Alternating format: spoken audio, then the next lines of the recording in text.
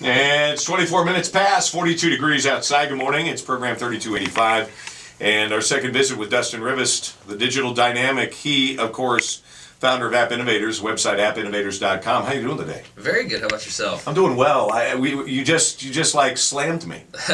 I came at this last hour. I want to pick up where we left off. We're trying to help businesses, existing startups, know some of the things that they can do to leverage, the internet, leverage technology, leverage their website to the best that it can be leveraged for their business. And I mentioned that we were going to talk this morning about social media.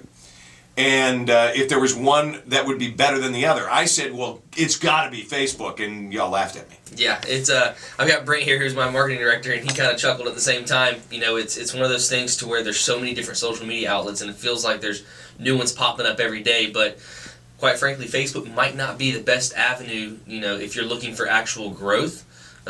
Do you need Facebook? Absolutely. But are there other social media hold on. streams? You say absolutely. Why then would... let's back up. Are certain types of businesses more suited to Facebook versus Twitter or vice versa? Absolutely.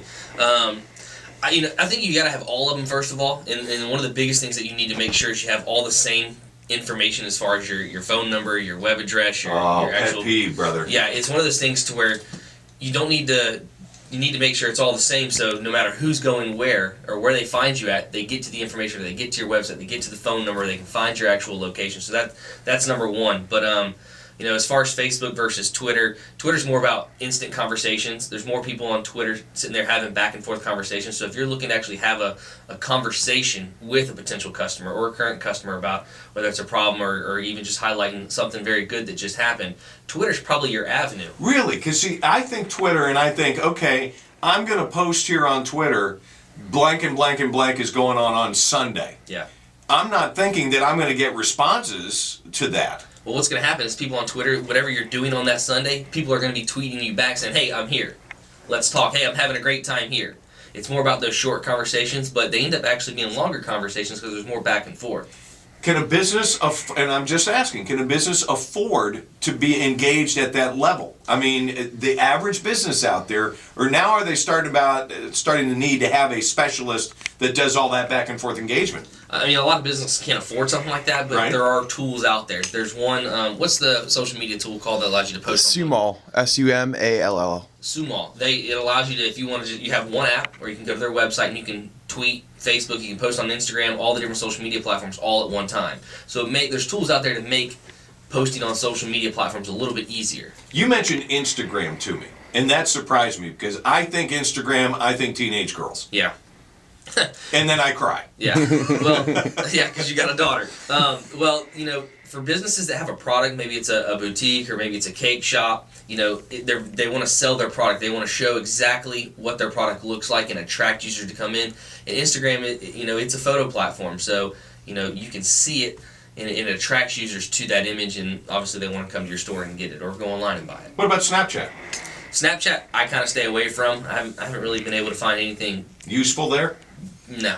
Okay, so the big three would be Twitter, Facebook, and Instagram. Yeah, and LinkedIn. A lot of businesses need to have a LinkedIn account. Future employees are looking at LinkedIn for that kind of thing, and it's just a reputable thing that you should have. Last thing on this particular subject before we change gears next week is the subject of data protection. Big time. How exposed are businesses through a simple website? Through a simple website, they're not that exposed as long as they're on a secure server, whether it's through GoDaddy or Rackspace, or there's even a company in town called Coaxis that can host some websites. Now, when someone says it's a secured server, does that mean it is a secured server? You would hope so. You would like to think so. Are there ways for guys like you that are inside to find out? It depends on what type of business they are and if they're selling digital goods and services online. There's a different, there's something called SSL certificate that they need to get, and then you can actually see on their website it'll go from HTTP to HTTPS.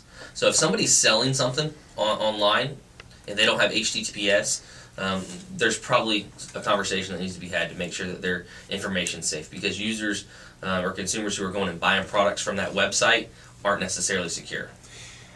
Businesses listening right now, and we started this last week with the old school existing businesses. They've been around, they're a legacy business, and they're just sort of starting to integrate the online technology. What's the checklist look like then for them? First and foremost, definitely mobile responsive website. Secondly, because it's free, or every social media platform is free, is make sure you have at least one social media platform. Think about what your audience looks like, and then kind of go at it and saying, this is what platform I need to post on, and there's tons of articles online about that. Email domain? Definitely, I would say having your own personal email. Don't use a Gmail or a Yahoo account for your business. Yeah, that looks kind of janky. It looks a little bit. A little unprofessional. And then secure your website. Make sure it's secure. Secure your website and secure your data, more importantly. You know, you have customers, and if you're accepting credit cards or you're doing, transactions online, make sure that all that data is safe and secure, because at the end of the day, if somebody gets a hold of it and they hack into your server or hack into somewhere else and get it, you're liable because you didn't protect your customers' data. Good stuff. Dustin Rivest, appinnovators.com is the website. Just go there, navigate there, and start the conversation. You need some help, this is the place to go. That's why we do this each week here on The Morning Show.